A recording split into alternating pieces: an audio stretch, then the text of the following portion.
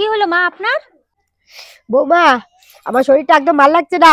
মাথা ব্যথা যন্ত্রণা ফিরে যাচ্ছে, পা হাত পা সব কামড়াচ্ছে, হাত পা ভেঙে যাচ্ছে, আর পাচ্ছি না, সারা দেহ ব্যথা।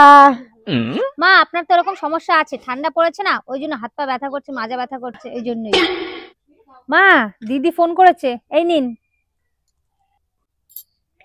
হ্যাঁ মানা, বল কেমন আছিস? হ্যাঁ আমি ভালো আছি, আমার শরীর ঠিক আছে। হ্যাঁ তোরা আসছিস? হ্যাঁ আয় আয় আয়।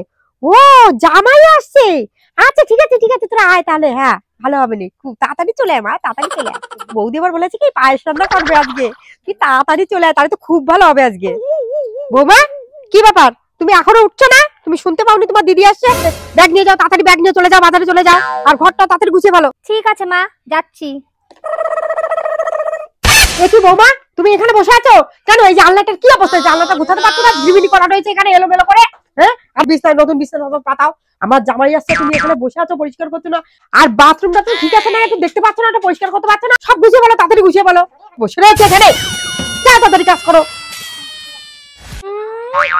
একটু আগে বলছিল শরীরটা খারাপ, আর এখন মেয়ে জামাই আসবে শুনে শরীর একদম ঠিকঠাক হয়ে গেছে, আর আমারে খাটিয়ে মারছে।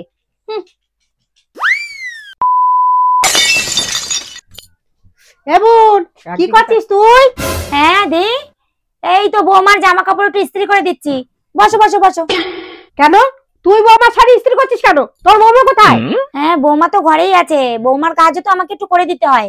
কি বৌমার আবার কাজ করে দিতে হবে? আমি আমার বৌমারে হাতের মুঠোয় করে রেখে দিই, যখন যেটা বলবো তখন সেটা করতে হবে। যখন যদি বলি এক্ষুনি সবজি কাটো, এই সবজিটা রান্না করতে হবে, সেটাই আমার বৌমা রান্না করে। আমার কথা মতন সব কথা চলতে হয়, আমি আঙুলের মতো না চাই আমার বৌমা।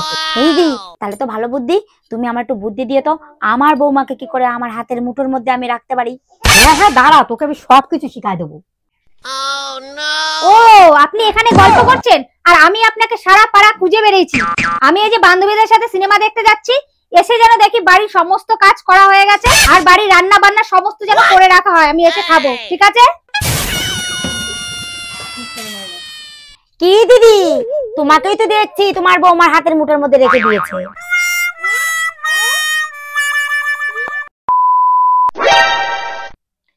আরে শাশুড়ি মা তো আজকে তাড়াতাড়ি শুয়ে পড়েছে।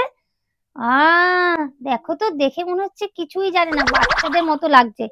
কে বলবে ইনি ড্রামাবাজ শাশুড়ি?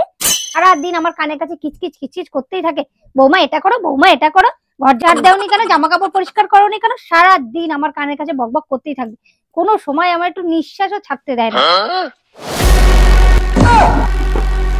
বাচ্চা বাচ্চা লাগছে আমাকে, দেখাচ্ছি মজা তোমাকে, দাঁড়াও। না মা, আমি তো ওটা বলিনি, আপনাকে ঘুমিয়ে থাকতে খুব বাচ্চাদের মতো দেখতে লাগছিল, তাই বলেছি। দাঁড়াও, দেখাচ্ছি মজা।